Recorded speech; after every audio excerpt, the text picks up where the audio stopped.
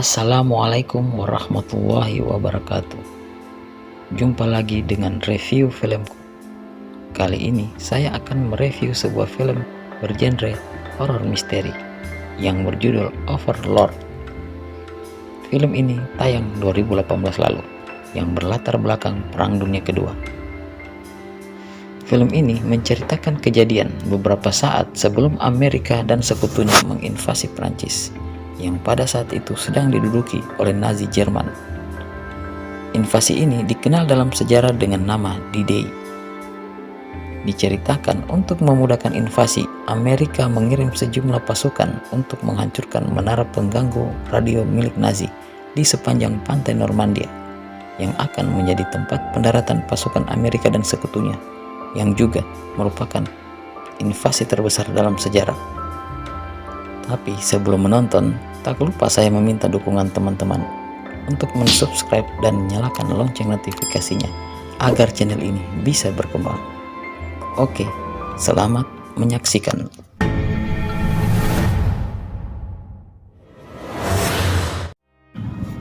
Film dibuka dengan memperlihatkan kampanye pasukan Amerika dan sekutu yang sedang menuju pantai Normandia, Prancis. Pasukan yang dikirim untuk menghancurkan menara menaiki pesawat.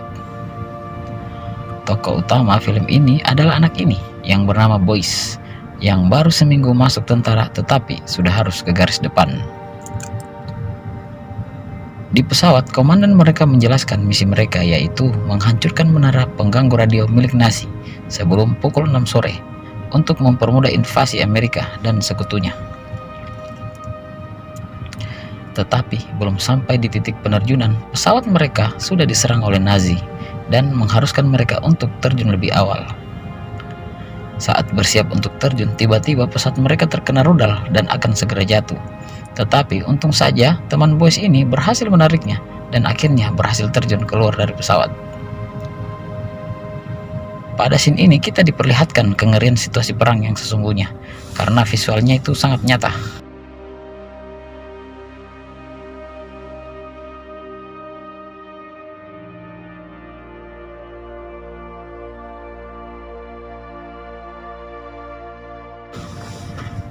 Sementara itu, Boyce ini hampir saja tewas. Untung saja dia berhasil mengembangkan parasutnya sesaat sebelum jatuh ke dalam danau.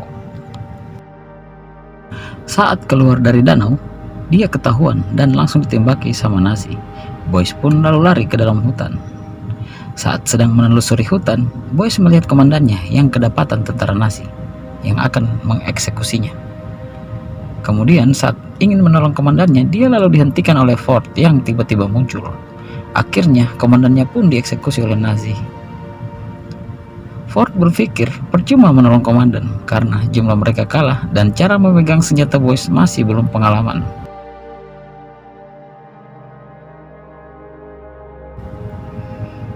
Mereka berdua lalu kembali menelusuri hutan dan bertemu Case, Tibet, dan seorang temannya bernama Dawson yang harus tewas lebih awal karena menginjak ranjau saat sedang berjalan bersama-sama. Saat di hutan, mereka menemukan bangkai hewan yang tidak jelas bentuknya. Tiba-tiba, seorang wanita bernama Cole lewat dan melihat mereka. Karena dianggap membahayakan misi, Ford lalu menyuruh Boyce menangkapnya. Tetapi ternyata wanita itu juga membenci Nazi. Karena itu mereka meminta untuk diantarkan ke desa Silblank, tempat dia tinggal. Desa Silblank telah dikuasai oleh Nazi dan gerejanya dijadikan markas oleh Nazi, dan di sanalah tentara Nazi membangun menara pengganggu radio yang menjadi tujuan misi mereka. Mereka lalu bersembunyi di loteng rumah Cole yang tinggal bersama adik dan bibinya yang sedang sakit dan selalu tinggal di dalam kamar. Saat sedang mengatur perlengkapan, tiba-tiba di luar ada seorang warga yang dibawa ke gereja setelah istrinya dibunuh oleh tentara Nazi, seperti yang terjadi pada orang tua Cole yang dibawa ke gereja dan tak pernah kembali. Ford kemudian menyuruh Tibet dan Case untuk mengawasi jalan masuk ke desa untuk mengarahkan teman-temannya yang datang nanti ke rumahnya Cole. Sementara itu, Boyce di rumah penasaran dengan suara yang selalu terdengar dari kamar bibi Cole. Tiba-tiba muncul sosok mengerikan dari balik pintu yang terbuka. Cole pun lalu datang dan seperti menyembunyikan penyakit dari bibinya dengan menawarkan untuk membersihkan luka Boyce. Boyce lalu menanyakan kejadian orang tuanya yang dibawa oleh Nazi ke gereja dan tak pernah lagi kembali, dengan alasan bahwa ruang bawah tanah di gereja bisa memberi mereka kekuatan. Tiba-tiba seorang perwira Nazi datang ke rumah Cole. Boyce lalu naik ke loteng bersama Ford dan mengawasi mereka. Ternyata perwira ini ingin berbuat macam-macam dengan Cole, tetapi adik Cole tanpa sengaja menjatuhkan bola di loteng, sehingga perwira tadi memerintahkan anak buahnya untuk memeriksa ke loteng. Untung saja mereka tidak sampai naik ke atas.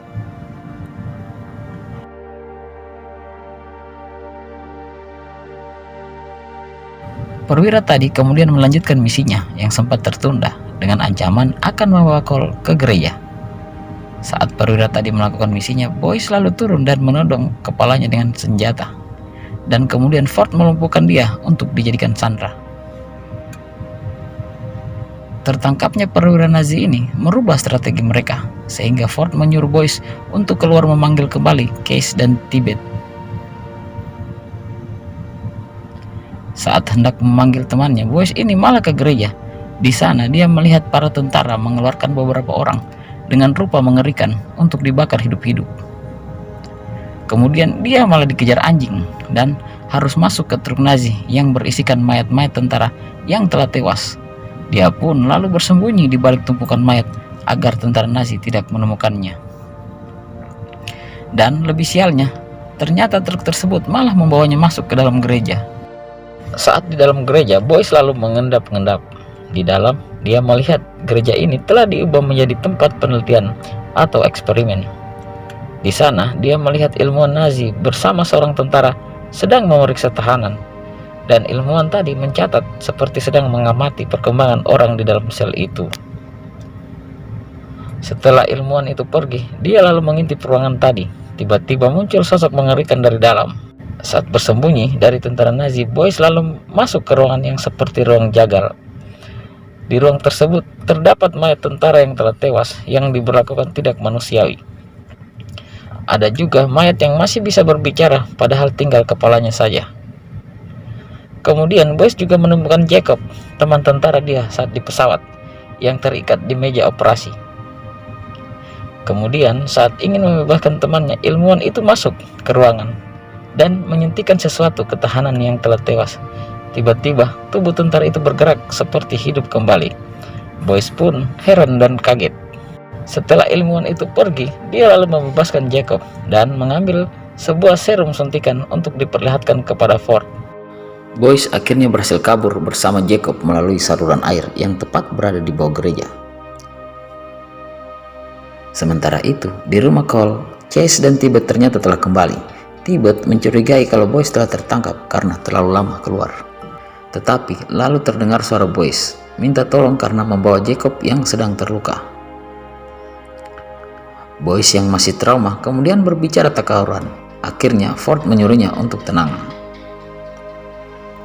Boyce lalu mengatakan yang telah dilihatnya di gereja, kalau Nazi sedang melakukan eksperimen di sana dengan memperlihatkan suntikan serum yang dibawanya.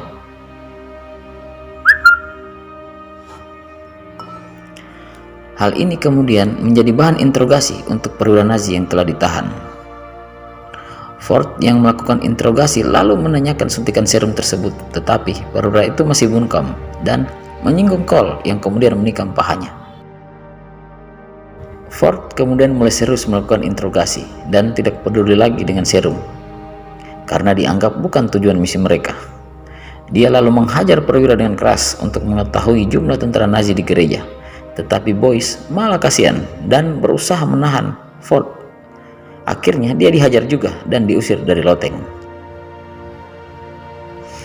Akhirnya mereka mendapat informasi jumlah tentara di gereja berkisar 40 personil. Mereka pun lalu berunding untuk menyusun serangan karena waktu mereka tinggal beberapa jam lagi. Ford lalu menyuruh Case untuk mempersiapkan perwira Nazi untuk dijadikan sandera saat menyerang. Tetapi Case lengah dan membuat perwira Nazi merebut senjatanya dan menembaknya beberapa kali. Perwira itu pun kemudian dilumpuhkan oleh Tibet, sementara yang lainnya melihat kondisi Case yang dirasa tidak bisa diselamatkan lagi. Case akhirnya tewas karena luka tembak.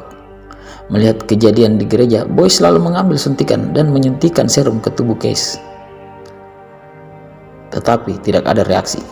Ford lalu mengingatkan Boyce kalau Case telah wafat sambil membereskan bahan peledak. Tiba-tiba, Case bangkit dan mengagetkan mereka. Case lalu merasa kehausan dan kepanasan, serta tidak merasakan sakit hingga ia menandukkan kepalanya ke tiang rumah. Bukan hanya itu saja, badan Case juga berubah dan dia lalu menyerang Boyce, Ford, dan Tibet. Ford kemudian menghujani Case dengan tembakan dan dia pun rubuh. Perwira Nazi kemudian berbicara kalau ini adalah rencana Nazi membangun tentara 1000 tahun range dengan menghidupkan tentara yang sudah tewas menjadi lebih kuat. Tiba-tiba di belakang mereka Case bangkit lagi dan akan menyerang Tibet dan Ford. Akan tetapi Boyce lalu menghajar kepala Case sampai hancur. Ford kemudian berusaha menenangkan Boyce yang terus menghancurkan kepala Case. Hal ini kemudian dimanfaatkan perwira Nazi tadi untuk kabur dan menyandra adik Cole sebagai tameng. Dia pun berhasil keluar dan meminta bantuan tentara Nazi lainnya hingga terjadilah baku tembak.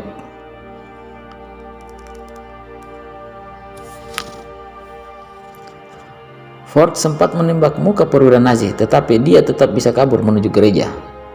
Setelah itu, Cole memburu mereka yang membawa adiknya, tetapi Ford melarangnya karena berpikir bahwa misi mereka adalah menara pengganggu radio.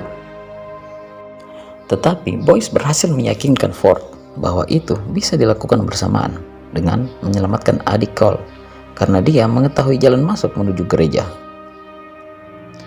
Mereka kemudian mengatur siasat, yaitu dengan memanfaatkan salah satu tentara Nazi yang memiliki muka mesum. Kemudian Jacob dan Rabbit membuat sibuk tentara Nazi sehingga memburu mereka, sementara Boyce, Ford, dan Cole masuk melalui saluran air menuju dalam gereja. Dan strategi itu pun berhasil mengecoh tentara Nazi untuk mengejar Jacob dan Tibet yang berhasil membunuh beberapa tentara Nazi di luar gereja. Sementara itu, Boyce, Ford, dan Cole berhasil masuk ke gereja melalui saluran air. Tetapi, Cole tidak sabaran untuk menemukan adiknya, sehingga mereka berpisah.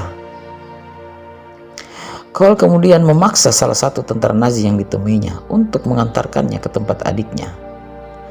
Tetapi, tentara Nazi itu malah mengantarkannya ke sel yang berisikan makhluk hasil eksperimen dan akan menembak Cole dari belakang.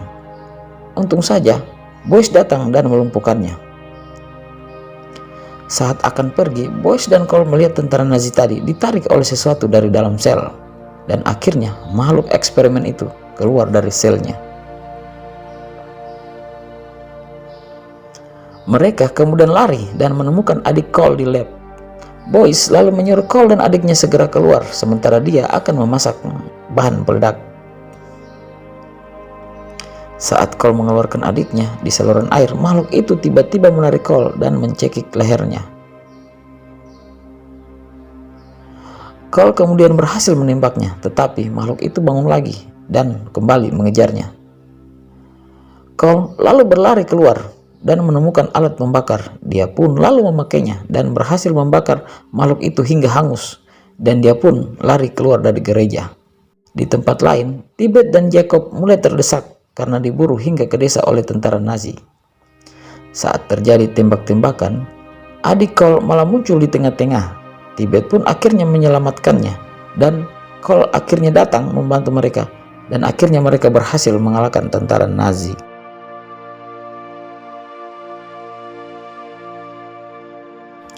Di tempat lain, Boyce yang sedang memasang peledak di lab kedapatan oleh ilmuwan, dan terjadilah perkelahian, tetapi dia berhasil mengalahkannya dengan cepat. Sementara itu, Ford yang sedang memasang peledak tiba-tiba diserang oleh perwira Nazi yang telah berubah menjadi kuat. Ternyata, setelah ditembak oleh Ford, perwira ini lalu menyuntikkan serum sebanyak 2 kali, walaupun telah dilarang oleh ilmuwan Nazi. Perwira itu lalu menghajar Ford seperti saat dia diinterogasi, dan kemudian menggantungnya dengan sadis. Boyce kemudian datang dan menembak beberapa kali, tetapi tidak berpengaruh. Dia lalu menyerang Boyce dan melemparkannya ke dalam ruang lab. Di dalam ruang lab, perwira Nazi lalu membuka beberapa tempat mayat tentara yang sudah disuntik serum untuk dibangkitkan. Ford kemudian berhasil melepaskan diri dari gantungan. Setelah itu, dia kemudian juga menyuntikkan serum ke dirinya sendiri. Di dalam lab, Boyce dihajar habis-habisan oleh perwira Nazi. Untung saja, Ford datang membantu dengan menancapkan batang besi ke tubuhnya. Tetapi, itu juga belum bisa membunuhnya. Mereka akhirnya berduel lagi. Ford yang baru sekali menyuntikkan serum harus kalah sama si perwira Nazi ini. Tetapi Ford dengan menendang sebuah tabung gas ke dekat perwira Nazi, dan Boyce kemudian menembaknya, dan terjadilah ledakan sehingga membuat perwira Nazi dan Ford terpental. Setelah itu, Boyce kemudian menggandeng Ford untuk keluar dari gereja. Tetapi Ford dengan cepat mendorong Boyce keluar dan menguncinya dari dalam, serta menyuruh Ford untuk mengatur timer peledak di menara pengganggu radio. Kemudian prajurit yang telah disuntik serum akhirnya bangkit, dan ternyata perwira tadi juga masih hidup. Ford lalu mengatakan bahwa eksperimen ini sangat berbahaya sehingga tidak boleh diketahui dan dimiliki Nazi maupun pihak Amerika. Karena itu harus hancur bersamanya. Mendengar itu, Boyce lalu pergi. Ford kemudian mengambil peledak dan meledakkannya di tangannya yang menghancurkan seisi ruangan. Boyce lalu mengaktifkan peledak di menara pengganggu radio dan berlari keluar gereja, diiringi dengan ledakan dahsyat yang meratakan gereja dengan tanah. Setelah menara pengganggu radio berhasil dihancurkan, Amerika dan sekutunya akhirnya berhasil menguasai Prancis, termasuk desa Silblanc. Setelah kejadian, pimpinan Boyce kemudian memanggilnya untuk menanyakan kenapa meledakkan ruang bawah tanah gereja, bukan di atas tempat menara pengganggu radio berada. Hal ini karena pihak sekutu mendengar tentang rumor adanya lab di gereja. Tetapi Boyce menjawab, hanya menara yang dilihatnya, dan itu sudah hancur.